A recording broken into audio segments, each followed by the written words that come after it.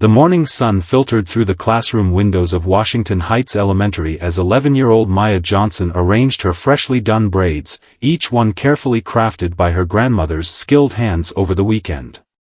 The protective style was more than just hair, it was a crown of heritage, representing hours of bonding time with her grandmother who had taught her about their family's history while weaving each intricate pattern. Maya had always been an exemplary student, maintaining straight A's despite transferring to this new school district just 2 months ago. The move had been challenging, but her mother's new job opportunity was too good to pass up. Still, being one of the few black students in her class came with its own set of challenges, though Maya faced them with the quiet dignity her parents had instilled in her. Mrs. Thompson, the long-term substitute teacher who had taken over their 5th grade class 3 weeks ago, had made her discomfort apparent from day one. Her lingering stares and subtle sighs whenever Maya raised her hand to answer questions hadn't gone unnoticed by the young girl. But Maya remembered her mother's words, "Your intelligence threatens them sometimes, baby. But you keep shining." That particular Monday started like any other, with Maya immersed in her favorite subject, mathematics. The classroom buzzed with the usual energy of children working through problem sets, until Mrs. Thompson's shadow fell across Maya's desk. The teacher's presence felt different this time, more imposing, more intentional. "Your hair is distracting the other students," Mrs. Thompson announced loudly, making several classmates look up from their work. Maya's heart began to race, but she sat perfectly still, her hands clasped tightly in her lap. The teacher's words hung in the air, heavy with something that Maya, despite her young age, recognized all too well. "But I'm just doing my work," Maya replied softly, her voice steady despite the trembling in her chest. She could feel the eyes of her classmates boring into her back, the uncomfortable shuffle of feet, the whispered conversations beginning to ripple through the room. What happened next would later be described in numerous incident reports and witness statements. Mrs. Thompson reached into her desk drawer and pulled out a pair of scissors. The fluorescent lights caught the metal, making it gleam ominously. "If you can't maintain appropriate classroom appearance, I'll help you fix it," she declared, moving toward Maya with purpose. The next few moments seemed to unfold in slow motion.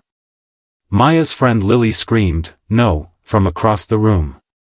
Several students jumped up from their seats. Maya felt frozen, her grandmother's loving face flashing through her mind as the first snip echoed through the suddenly silent classroom. Several beautiful braids fell to the floor, decades of tradition scattered across linoleum tiles. Tears welled in Maya's eyes, but she didn't make a sound. Her silence spoke volumes, carrying the weight of generations who had faced similar acts of violation with the same quiet strength. A few students had already run from the classroom, sprinting toward the principal's office. Others had their phones out, their shaking hands documenting what would soon become a watershed moment for their school district. The school security officer, Mr. Rodriguez, was the first to arrive, bursting through the door just as Mrs. Thompson reached for another braid. His quick action and calm demeanor brought an immediate halt to the situation.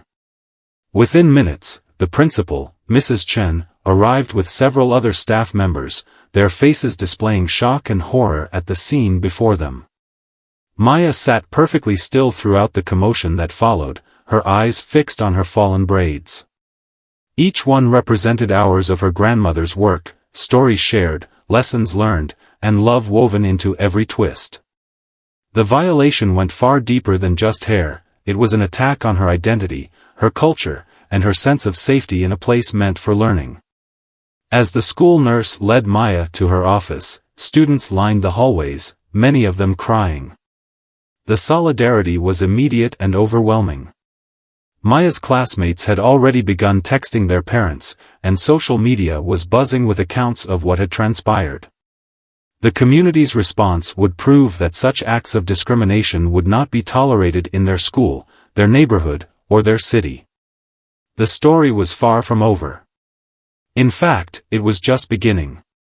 What happened in that classroom would spark a movement, leading to crucial conversations about racial bias in education, cultural sensitivity training requirements, and the importance of diverse representation in school staffing. But for now, Maya sat in the nurse's office, holding her mother's hand tightly as they waited for her father to arrive, her remaining braids a testament to resilience in the face of ignorance. Within an hour of the incident, the school's main office had become a command center of activity. Maya's father, a respected cardiologist at the local hospital, arrived still wearing his scrubs, having rushed from the middle of his rounds. Her mother, an environmental lawyer, was already there, her normally composed demeanor struggling to contain the mix of fury and heartbreak that showed in her eyes. The school superintendent, Dr. Richardson, had also arrived, his face grave as he reviewed the preliminary incident reports. The videos taken by Maya's classmates had already made their way to parents, and the school's phones were ringing non-stop. Local news vans began gathering outside the school gates, their presence drawing curious onlookers from the neighborhood. In a separate office, Mrs. Thompson sat rigid and defiant, insisting to the two police officers questioning her that she had merely been enforcing proper school standards. Her words, recorded in the official police report, would later become evidence of the deeply rooted biases that the school district would have to confront. Meanwhile, Maya's grandmother had arrived, bringing with her a small bag of hair care products and a lifetime of wisdom in handling such situations. As she gently assessed the damage to her granddaughter's hair, she began humming an old spiritual, one that her own grandmother had hummed during difficult times. The familiar melody helped calm Maya's still trembling hands. "Baby girl," her grandmother spoke softly, her fingers working skillfully to salvage what remained of the braids, "do you know why our braids are so special?" Maya shook her head slightly, finding comfort in the familiar touch. "Each pattern tells a story of survival, of beauty that can't be diminished. What happened today is part of that story now, but it's not the end of it." Outside in the hallway, Maya's classmates were being interviewed one by school administrators and police officers. Lily, who had screamed out during the incident, spoke through tears as she described how Mrs. Thompson had seemed to target Maya from the very first day. Other students corroborated this account, sharing instances of subtle discrimination they had witnessed but hadn't fully understood until now. The school counselor, Ms. Martinez, had set up an emergency session for the students who had witnessed the incident. Many were struggling to process what they had seen, and some expressed guilt for not having acted sooner to stop it. "Your quick thinking in recording the incident and getting help was exactly right," Ms. Martinez assured them. "You supported your classmate in the best way you could." By early afternoon, civil rights organizations had been contacted, and a legal team was already assembling to address the incident. The local NAACP chapter president arrived to meet with Maya's parents, bringing with her decades of experience in handling cases of discrimination in educational settings. The gravity of the situation was not lost on anyone. This was more than just a case of a teacher losing control, it was an assault fueled by racial bias. The police officers who had initially responded to the scene were now joined by detectives from the Hate Crimes Unit. They carefully collected the scattered braids as evidence, each strand representing not just an assault on a child, but a deeper attack on cultural identity and human dignity. The school's security footage was being reviewed, and statements were being taken from everyone who had been present. Social media was ablaze with the story, with hashtags demanding justice spreading rapidly across platforms. Local community leaders began organizing a response, planning a rally to support Maya and address the broader issues of discrimination in schools. Parents from across the district were calling for immediate action, many sharing their own children's experiences with subtle forms of discrimination they had previously hesitated to address. Principal Chen had called an emergency staff meeting for after school. The faces of the teachers reflected shock, shame, and determination. Many had tears in their eyes as they discussed how to support their students, particularly the children of color who might be feeling especially vulnerable. The incident had forced an uncomfortable but necessary mirror up to the school's culture. Maya's mother, standing in the nurse's office doorway, watched as her daughter's grandmother continued to work on salvaging the remaining braids. The image struck her deeply: 3 generations of black women, each carrying their own stories of resistance and resilience, now bound together in this moment that would become part of their family's narrative. "We're going to make sure this never happens to another child," Maya's mother promised, her lawyer's mind already mapping out the necessary steps for systemic change. Her father stood beside her, his doctor's training evident in how he kept checking Maya's vital signs, worried about the shock of the trauma. As the day progressed, more community members gathered outside the school. They brought signs, flowers, and messages of support. A local black-owned beauty salon owner arrived, offering to help restore Maya's braids free of charge. The owner's daughter, a law student, was already drafting proposals for legislation to protect students from discrimination based on cultural hairstyles. The incident had cracked open a conversation that the community could no longer ignore. In the teacher's lounge, educators were having honest discussions about their own unconscious biases. In the cafeteria, students were sharing stories they had previously kept hidden. In the administrative offices, policies were being pulled out for immediate review and revision.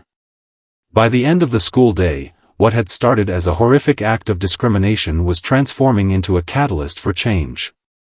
Maya, still quiet but standing stronger with each passing hour, had become the unexpected center of a movement. Her simple desire to wear her hair in traditional braids had exposed deep-seated prejudices and sparked what would become a significant shift in how schools address cultural diversity and respect. The morning after the incident dawned with a different energy in Washington Heights. The local news coverage had transformed what happened in that 5th-grade classroom into a rallying cry for change. By sunrise, hundreds of community members had gathered outside the school board building, many of them wearing traditional protective hairstyles in solidarity with Maya. Among the crowd was Ms. Jackson, a retired teacher with 30 years of experience in the district. She held a sign that read, "Our culture is not a distraction," while speaking to news reporters about the subtle forms of discrimination she had witnessed throughout her career. "What happened to this child is not an isolated incident," she explained, her voice carrying the weight of decades of similar stories. "It's just the first time it was caught on camera." Inside the school board building, an emergency meeting was underway. The superintendent sat at the head of a long table, surrounded by board members, legal advisors, and civil rights representatives. The viral videos of the incident played on a large screen, the footage more disturbing with each viewing. Board member Mrs. Patel, who had championed diversity initiatives for years, couldn't hold back tears as she watched. "We're not just dealing with a single teacher's actions," the district's legal counsel explained, spreading documents across the table. "We're facing questions about our hiring practices, our training protocols, and our entire approach to cultural sensitivity in education." The stack of papers included dozens of previous complaints about Mrs. Thompson from other districts, all of which had somehow been overlooked in the hiring process. Meanwhile, at Maya's house, the family's living room had become an impromptu meeting space for civil rights attorneys and community organizers. Maya's grandmother sat in her favorite armchair, sharing stories about her own school days in the 1960s, drawing painful parallels between past and present struggles. Her words were being carefully documented by a historian from the local university, who recognized the importance of connecting this incident to the broader narrative of civil rights in education. The family's phone hadn't stopped ringing since the previous day. Calls came in from national civil rights leaders, educational reform advocates, and even a few celebrities who had seen the story and wanted to show their support. Maya's parents carefully screened each call, protecting their daughter from the overwhelming attention while ensuring that her story would serve a greater purpose. At the police station, Detective Harris was building a case that went beyond simple assault. Her investigation had uncovered a pattern of discriminatory behavior in Mrs. Thompson's past teaching positions. The scissors were just the physical manifestation of a much deeper problem, she explained to her colleagues during their morning briefing. The hate crimes unit had become involved, elevating the severity of the potential charges. Back at Washington Heights Elementary, the absence of students in the hallways felt heavy and purposeful. The administration had declared a day of reflection, canceling regular classes in favor of staff development focused on cultural competency. Teachers sat in groups, engaging in uncomfortable but necessary conversations about their own biases and responsibilities. The school counselor's office had become a safe space for students to process their feelings about what they had witnessed. Many of them, particularly the white students, were grappling with their first direct encounter with racism in their everyday environment. "I didn't know this could happen here," one student admitted, their voice small but determined. "How do we make sure it never happens again?" Local beauty salon owners had organized a Crown Day event in the community center, offering free styling services while educating attendees about the cultural significance of black hairstyles. The event drew hundreds of participants from all backgrounds, creating an unexpected space for healing and understanding. Maya's grandmother was invited as a guest of honor, sharing her knowledge about traditional braiding techniques and their historical significance. Social media continued to amplify the story, with trending hashtags like #ProtectBlackGirlMagic and #OurHairOurCrown spreading awareness globally. Educational advocates used the platform to share statistics about discrimination in schools, while legal experts discussed the importance of passing comprehensive legislation to protect cultural expression in educational settings. The local teachers' union released a strong statement condemning Mrs. Thompson's actions and calling for mandatory cultural competency training for all educators. Union representatives worked through the night to draft proposals for new hiring guidelines that would better screen for potential biases and discriminatory behavior patterns. By afternoon, the school board had announced its preliminary decisions. Mrs. Thompson's teaching credentials were suspended pending a full investigation, and a comprehensive review of all district policies regarding cultural expression and student rights was initiated. The board also approved emergency funding for immediate cultural sensitivity training for all staff members. Maya, still processing the events, found strength in unexpected places. Cards and letters arrived from students across the country who had faced similar discrimination. A group of local artists had created a mural celebrating the beauty of black hair on a wall near the school, turning pain into visual poetry. The image featured protective hairstyles throughout history, each one telling a story of resilience and pride. The incident had sparked a broader examination of educational policies nationwide. Other school districts began proactively reviewing their own guidelines, not wanting to wait for a similar incident to force change. Educational consultants specializing in diversity and inclusion found their phones ringing constantly as schools sought guidance on creating more inclusive environments. As the sun set on the second day, Maya sat with her mother in their backyard garden, a space that had always brought them peace. Her hair had been carefully restyled by her grandmother and the local salon owner, each new braid representing not just beauty, but resistance and community support. "Mom," she said softly, breaking a long silence, "I think something bigger than us is happening." Her mother nodded, understanding that her daughter's personal trauma had become a catalyst for necessary change. The story had moved beyond the walls of Washington Heights Elementary, touching hearts and minds across the nation. What had started as an act of discrimination was transforming into a movement for educational reform and cultural understanding, proving that even the youngest members of society could spark meaningful change. 3 days after the incident, the impact continued to ripple outward from Washington Heights Elementary. The story had caught the attention of national news networks, and morning shows were featuring segments about discrimination in schools. Education experts appeared on panels, discussing the deeper implications of what had happened in that fifth-grade classroom. Maya's family had relocated temporarily to her grandmother's house to escape the constant media presence outside their home. The familiar scent of her grandmother's cooking and the warmth of family stories provided a cocoon of comfort as the world outside continued to react to their story. In the cozy kitchen, Maya helped her grandmother prepare traditional family recipes, their quiet moments together healing wounds that went deeper than hair. the district attorney's office had called a press conference to announce formal charges against Mrs. Thompson. The charges included assault on a minor, hate crime enhancements, and civil rights violations. The DA stood at the podium, her voice steady as she explained the seriousness of the accusations. "This case represents more than just an assault on a child," she stated. "It's an attack on cultural identity and human dignity in a place meant to nurture both." At the state capitol, legislators were rushing to introduce what was already being called Maya's Law, aimed at protecting students from discrimination based on cultural hairstyles and expression. The bill had gained bipartisan support, with representatives from both parties recognizing the need for clear legal protections in educational settings. Meanwhile, a team of investigators had uncovered troubling patterns in Mrs. Thompson's employment history.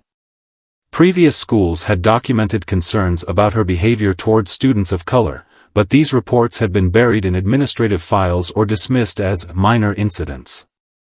The revelation sparked a statewide audit of how schools handled discrimination complaints and teacher background checks.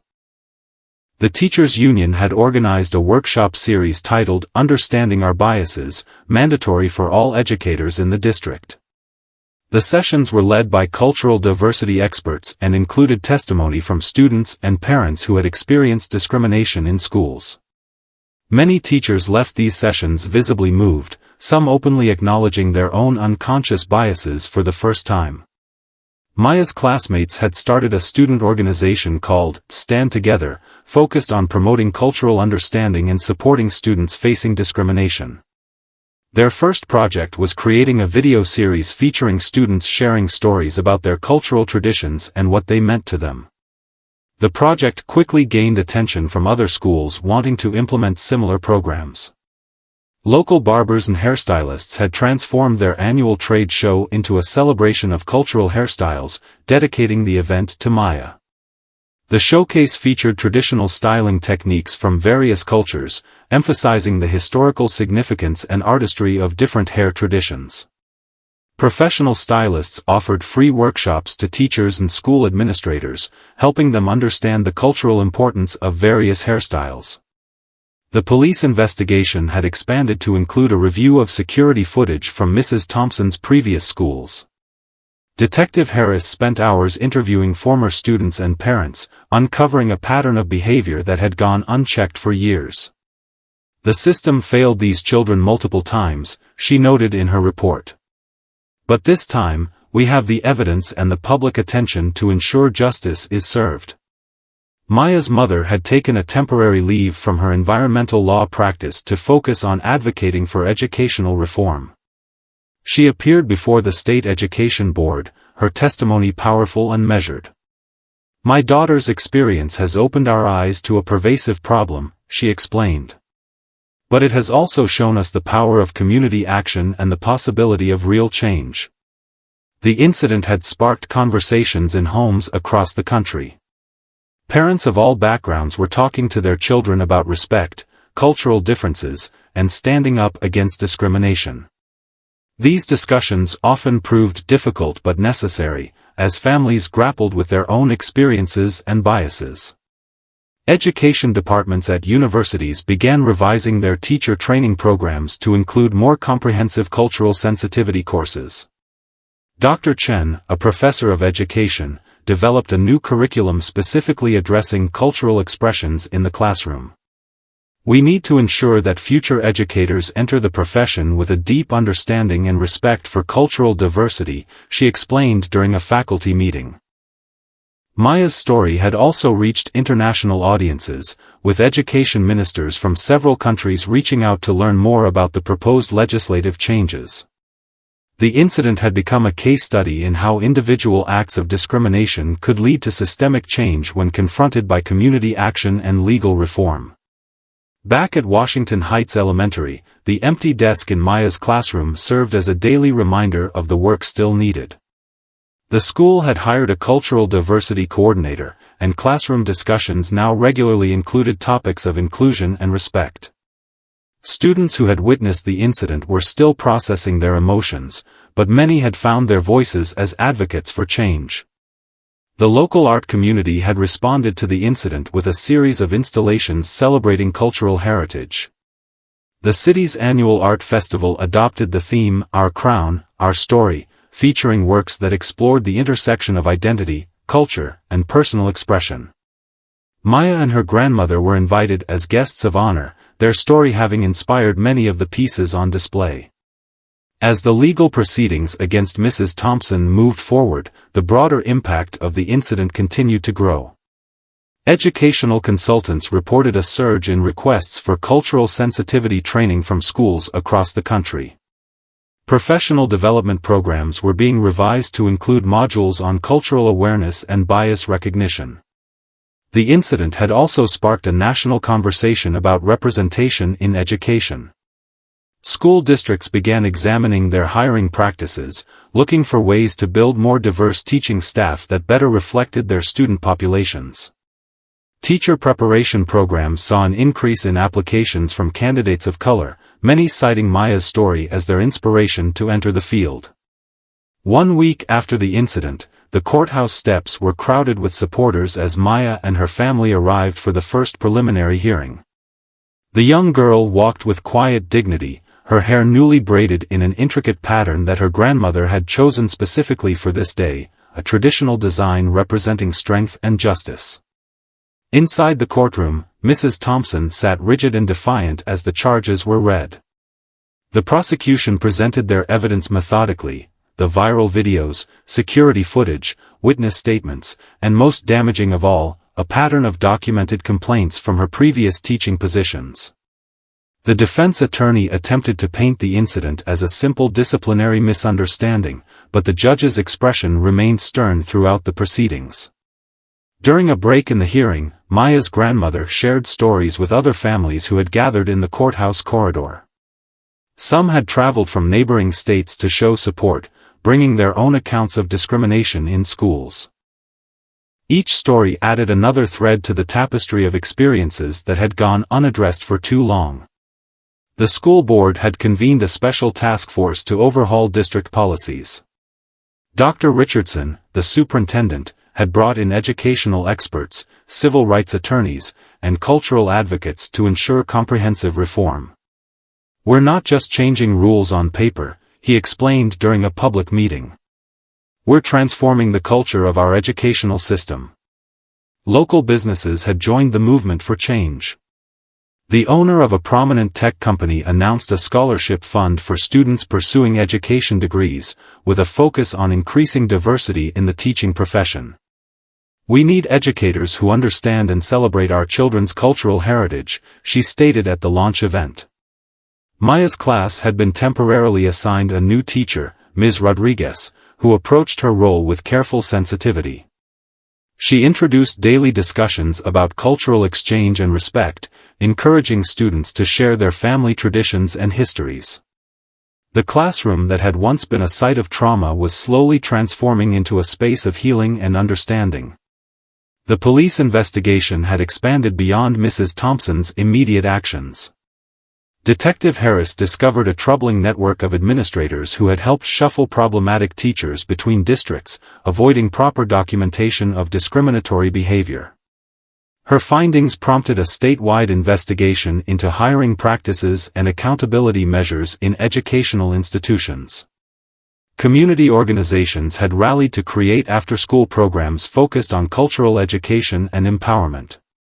The local library launched a series called Our Stories, Our Heritage, featuring weekly sessions where community elders shared traditional practices and wisdom with young people. Maya's grandmother became a regular speaker, her gentle voice carrying centuries of resilience and pride. The courthouse proceedings continued to unveil disturbing details. Former students of Mrs. Thompson came forward with their own experiences of discrimination, their testimonies painting a picture of systemic failure to protect vulnerable children. Each account strengthened the case against her while highlighting the urgent need for reform. Maya's mother had joined forces with civil rights attorneys to draft comprehensive legislation addressing cultural discrimination in schools. The proposed laws included mandatory cultural competency training for educators, clear reporting procedures for incidents of discrimination, and protection for cultural expression in educational settings. The media coverage had evolved from sensational headlines to thoughtful analysis of educational inequality. Journalists investigated similar incidents across the country, revealing a pattern of discrimination that had gone largely unreported. Their stories helped build public support for legislative change while giving voice to previously silenced experiences. At Washington Heights Elementary, the administration had implemented immediate changes. New cultural sensitivity training was mandatory for all staff members, from teachers to cafeteria workers. The school library expanded its collection to include books celebrating diverse cultural traditions, with a special section dedicated to the history and significance of Black hairstyles. Local universities began revising their teacher preparation programs in response to the incident. Dr. Chen's new curriculum included extensive training in cultural competency and bias recognition. "We're not just preparing teachers to deliver lessons," she explained. "We're preparing them to nurture and respect every aspect of their students' identities." The preliminary hearing concluded with the judge's decision to proceed with a full trial. Mrs. Thompson faced serious charges that could result in significant jail time and the permanent revocation of her teaching credentials. The decision sent a clear message about the severity of her actions and the changing landscape of accountability in education. Outside the courthouse, Maya's father spoke briefly to reporters. His words carried the weight of both personal pain and professional insight. "As a doctor, I took an oath to do no harm. Educators should be held to a similar standard. The classroom should be a place of growth and nurturing, not discrimination and trauma." The incident had sparked a movement that extended far beyond Washington Heights. School districts across the country began proactively reviewing their policies and procedures. Teacher unions advocated for better training and support systems to help educators recognize and address their own biases. Parents organized advocacy groups to ensure their children's cultural rights were protected in schools. Maya's story had become a catalyst for change, but she remained focused on healing and growth. Her grandmother's wisdom helped her understand that her experience, though painful, was contributing to a larger transformation. Sometimes, her grandmother told her, "Our hardest moments become stepping stones for others to reach higher ground." The legal proceedings against Mrs. Thompson represented more than just justice for one incident. They symbolized a broader reckoning with discriminatory practices in education, forcing institutions to confront long-standing biases and implement meaningful changes. The courthouse had become a stage for a larger drama about civil rights, cultural respect, and the future of education in a diverse society. 2 weeks into the trial, the courtroom had become a focal point for national attention. Each day's proceedings revealed new layers of the systemic issues that had allowed discrimination to flourish in educational settings. The prosecution methodically presented evidence that went beyond the single incident, building a case that highlighted the broader implications of Mrs. Thompson's actions. Maya's testimony day arrived with a solemn energy. The courthouse steps were lined with supporters holding signs celebrating natural hair and cultural pride. Inside, Maya sat before the court, her voice clear and steady as she recounted that morning in her classroom. Her words carried no anger, only a profound understanding of the moment's significance that seemed beyond her years. "I didn't understand at first," she testified, her hands folded carefully in her lap. "I was just sitting there, doing my math work. The braids my grandmother put in were telling our family's story, just like they've done for generations. When Mrs. Thompson cut them, it felt like she was trying to cut away part of who I am." The defense attempted to portray Mrs. Thompson's actions as a misguided attempt to enforce school dress code policies, but their arguments fell flat against the weight of video evidence and witness testimony. Former colleagues from other districts came forward, describing a pattern of subtle discrimination that had gone unchallenged for years. Outside the courthouse, the movement for educational reform continued to gain momentum. State legislators had begun drafting comprehensive bills addressing cultural discrimination in schools. The proposed laws included specific protections for cultural hairstyles and expression, mandatory cultural competency training for educators, and clear accountability measures for violations. Maya's grandmother had become an unexpected spokesperson for the movement, sharing her wisdom with community groups and educational organizations. Her gentle yet powerful presence reminded everyone that the fight for cultural respect was not new. It was a continuation of a long struggle carried forward by generations. Each braid we weave carries stories, she explained during a community forum. Stories of survival, of pride, of family. When someone tries to cut away these stories, they're not just attacking hair, they're attempting to erase our history, our identity. But like our ancestors before us, we stand strong, and we keep telling our stories. The trial had sparked a nationwide audit of school policies regarding cultural expression. Educational consultants worked overtime to help districts revise their handbooks and training procedures. The changes went beyond simple policy updates. Schools were being challenged to create truly inclusive environments that celebrated diversity rather than merely tolerating it. Local artists had created a powerful exhibition titled Crowning Glory, featuring photographs and installations celebrating the beauty and significance of cultural hairstyles. The exhibition traveled to schools throughout the district, sparking discussions about identity, respect, and the importance of cultural understanding. In the courthouse, expert witnesses testified about the psychological impact of cultural discrimination on young students. Child psychologists explained how incidents like Maya's could affect a student's sense of self-worth, academic performance, and overall well-being. Their testimony strengthened the prosecution's argument that Mrs. Thompson's actions constituted more than simple assault. The Education Board had implemented immediate changes in their hiring processes. Background checks now included a thorough review of any complaints related to cultural insensitivity or discrimination. Teacher evaluations were updated to include metrics for cultural competency and inclusive classroom practices. Maya's classmates continued to show their support, both in and out of the courtroom. They had organized a student advocacy group that spread to other schools in the district, promoting cultural awareness and providing peer support for students facing discrimination. Their young voices added powerful testimony to the need for change. The trial also brought attention to successful models of cultural inclusion in education. Schools with diverse teaching staff and strong cultural competency programs shared their practices, providing blueprints for other institutions looking to improve. These examples showed that creating truly inclusive educational environments was not only possible but essential.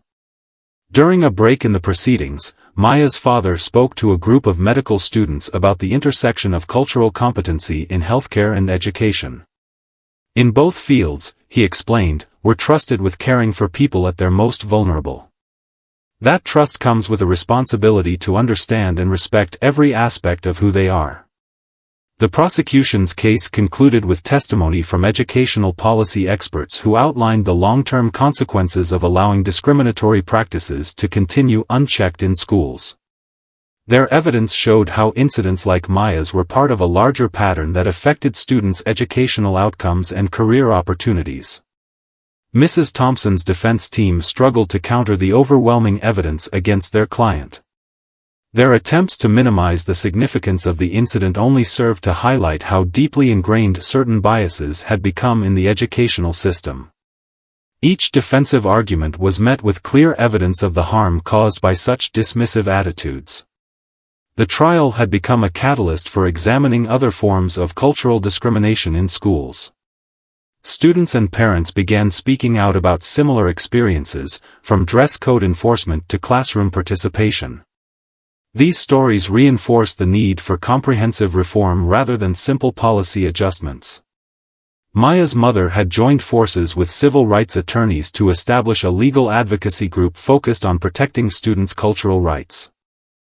The organization provided resources and support for families facing discrimination while working to promote systemic change in educational institutions.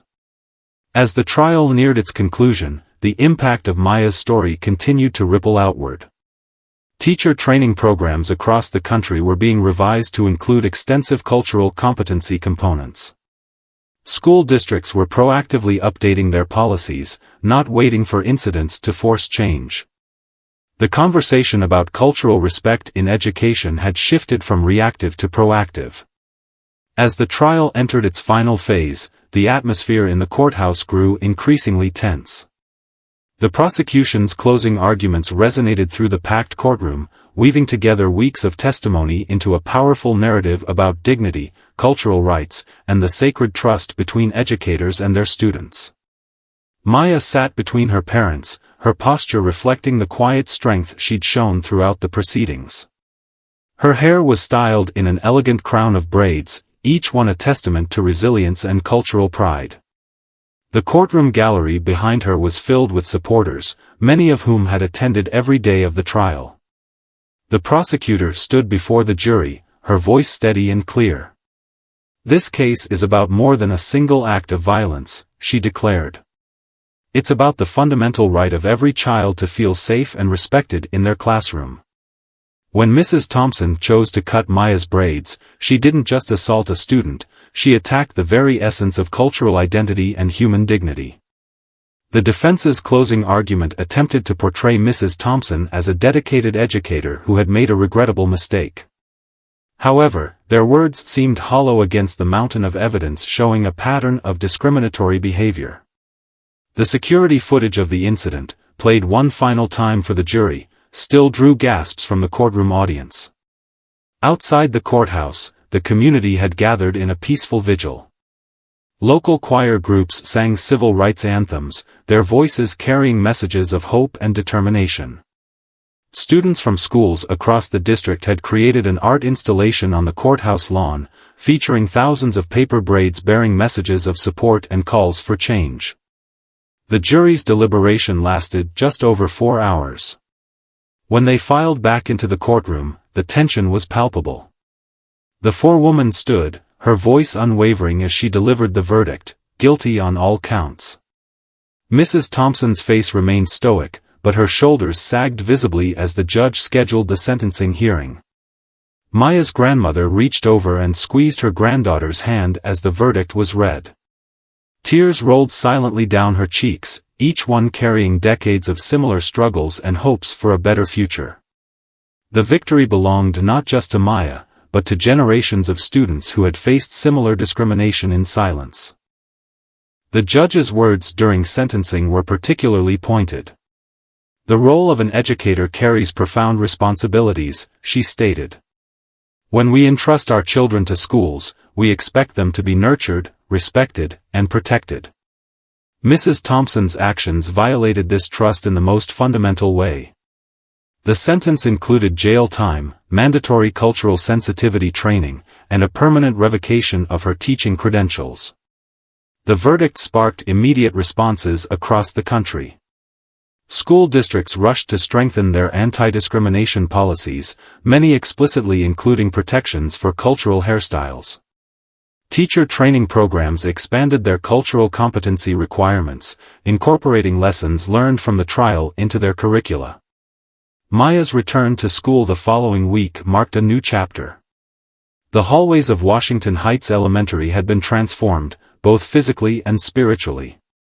New artwork celebrating diverse cultural expressions lined the walls, and classroom discussions openly addressed issues of identity and respect. The student advocacy group that had formed in response to the incident had grown into a district-wide organization. They organized cultural celebration days, peer support programs, and educational workshops. Maya's quiet strength had inspired many of her classmates to find their own voices as advocates for change. Local beauty salons and community centers had partnered to create Heritage Hair Days, offering free styling services while educating people about the cultural significance of various hairstyles. These events became popular gathering places where stories were shared, traditions celebrated, and bridges built between communities. The state legislature expedited the passage of Maya's Law, which established comprehensive protections for cultural expression in educational settings. The law included clear guidelines for schools, mandatory training requirements, and significant penalties for violations. Other states began introducing similar legislation, creating a ripple effect of legal reform across the country. Maya's mother had transitioned from environmental law to civil rights advocacy, focusing on educational equity cases. Her experience with Maya's case had shown her the critical need for legal expertise in protecting students' cultural rights.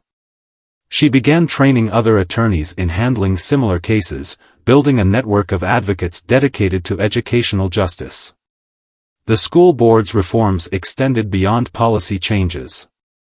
They implemented a new hiring process that prioritized diverse perspectives and cultural competency.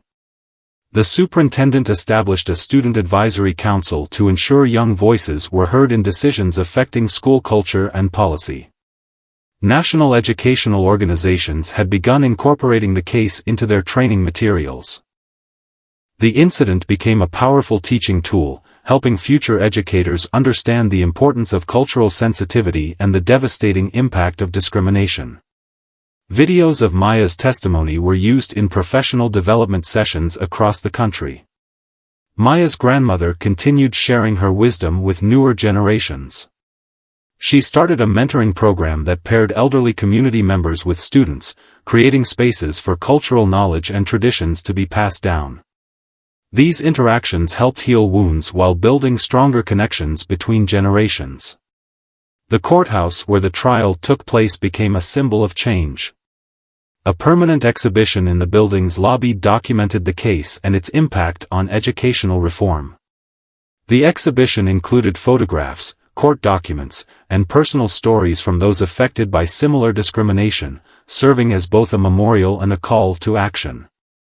Local universities had revised their teacher preparation programs in response to the case. Dr. Chen's cultural competency curriculum became a model for other institutions, emphasizing practical skills alongside theoretical understanding. Student teachers now received extensive training in cultural awareness and bias recognition before entering classrooms. The media coverage of the verdict highlighted positive changes already taking place in schools. Reports showcased successful inclusive education programs, profiled diverse educator initiatives, and documented the growing movement for cultural respect in education. These stories helped maintain momentum for reform while providing blueprints for other communities. As Maya completed her 5th grade year, she had grown into her role as an unintentional catalyst for change. Her quiet dignity throughout the ordeal had inspired others to speak up and take action. The trauma of that day in the classroom had been transformed into a powerful force for positive change in the educational system. 1 year after the verdict, Washington Heights Elementary hosted a special ceremony marking the anniversary of the incident that had transformed not just their school, but educational institutions across the nation. The auditorium was filled with students, parents, educators, and community members who had been part of this journey of change. Maya, now in 6th grade, stood at the podium, her presence carrying a quiet confidence that touched everyone in the room. Her braids were styled in an intricate pattern that her grandmother had created specially for this occasion, each twist and curve representing different chapters of their family's story. "A year ago, I was just a girl who wanted to learn math," she began, her voice clear and steady. "Today, I stand here knowing that sometimes the hardest moments in our lives can lead to the biggest changes. My braids aren't just my hairstyle, they're my history, my culture, and my pride. And now they're also a reminder that when we stand together, we can make things better for everyone." The changes at Washington Heights Elementary had become a model for schools nationwide. The hallways now featured permanent exhibitions celebrating diverse cultural expressions, and the curriculum had been enriched with programs that taught students about different cultural traditions and their significance. Maya's mother had established the Cultural Education Rights Foundation, which provided legal support to families facing discrimination in schools. The foundation had already helped dozens of students across the country, turning individual cases into opportunities for systemic change. Their work had created a network of advocates dedicated to protecting students' rights to cultural expression. The state's implementation of Maya's law had exceeded expectations. In its first year, reported incidents of cultural discrimination in schools had decreased significantly. More importantly, the law had sparked proactive changes in school cultures, with administrators and teachers working to create truly inclusive environments before problems arose. Maya's grandmother had become a respected elder in the broader movement for educational reform. She traveled to schools and universities, sharing not just the story of Maya's braids, but centuries of wisdom about cultural preservation and resistance. Her gentle yet powerful presence reminded everyone that the fight for respect and dignity was an intergenerational journey. The student advocacy group that had started in Maya's class had grown into a national organization, with chapters in schools across the country. They organized cultural exchange programs, peer support networks, and youth leadership training. The movement they started had given young people a voice in shaping their educational environment. Local businesses had continued their support for cultural education initiatives. Beauty salons offered free styling workshops for teachers and school staff, helping them understand the cultural significance of different hairstyles. These sessions had become unexpected bridges between communities, fostering understanding and respect. The courthouse exhibition documenting the case had become a mandatory stop for new teacher orientation programs. Standing before the display of photographs, court documents, and personal testimonies, educator candidates learned firsthand about the importance of cultural sensitivity in their future classrooms. Dr. Chen's revised teacher training curriculum had been adopted by universities nationwide. Future educators now received comprehensive training in cultural competency, bias recognition, and inclusive classroom practices. The program emphasized practical skills alongside theoretical understanding, preparing teachers to create truly welcoming learning environments. Maya's father had established a scholarship program for students pursuing careers in education, with a focus on increasing diversity in the teaching profession. The program provided not just financial support, but mentoring and professional development opportunities for aspiring educators committed to cultural inclusion. The media's follow-up coverage highlighted the positive changes taking place in schools across the country. Stories of successful inclusive education programs, profiles of diverse educator initiatives, and documentation of the growing movement for cultural respect in education helped maintain momentum for reform while providing blueprints for other communities. As part of the anniversary ceremony, the school unveiled a new learning center dedicated to cultural education and understanding. The space featured interactive exhibits, a library of culturally diverse materials, and meeting areas for community gatherings. It was a physical manifestation of the transformation that had taken place in the wake of the incident. Maya's classmates, who had witnessed the traumatic event a year ago, had grown into passionate advocates for change. They spoke at the ceremony about how the incident had opened their eyes to discrimination and inspired them to take action. Their young voices carried the promise of a generation committed to creating a more inclusive world. The anniversary event also marked the launch of a new national initiative for educational equity. Educational leaders from across the country gathered to share best practices, discuss ongoing challenges, and plan future reforms. The initiative represented a commitment to ensuring that what happened to Maya would never happen to another student. Looking ahead, the impact of Maya's case continued to grow. School districts were proactively reviewing and updating their policies, teacher training programs were expanding their cultural competency requirements, and students were finding their voices as advocates for change. The incident that began with an act of discrimination had sparked a movement for lasting transformation in American education. Maya's personal journey had become intertwined with this larger movement for change. Her quiet strength throughout the ordeal had inspired others to speak up and take action. The trauma of that day in the classroom had been transformed into a powerful force for positive change in the educational system. As the anniversary ceremony concluded, Maya joined her grandmother on stage for a special moment. Together, they performed a traditional braiding ceremony, demonstrating the beauty and significance of their cultural practices. The audience watched in respectful silence as generations of wisdom and resistance were woven into each careful twist and turn. The legacy of Maya's case extended far beyond the walls of Washington Heights Elementary. It had become a catalyst for examining and addressing cultural discrimination in all its forms, not just in schools but in workplaces and institutions across society. The message was clear: respect for cultural identity was not optional, it was a fundamental right that needed to be protected and celebrated. Maya's story had shown that even the youngest members of society could spark meaningful change.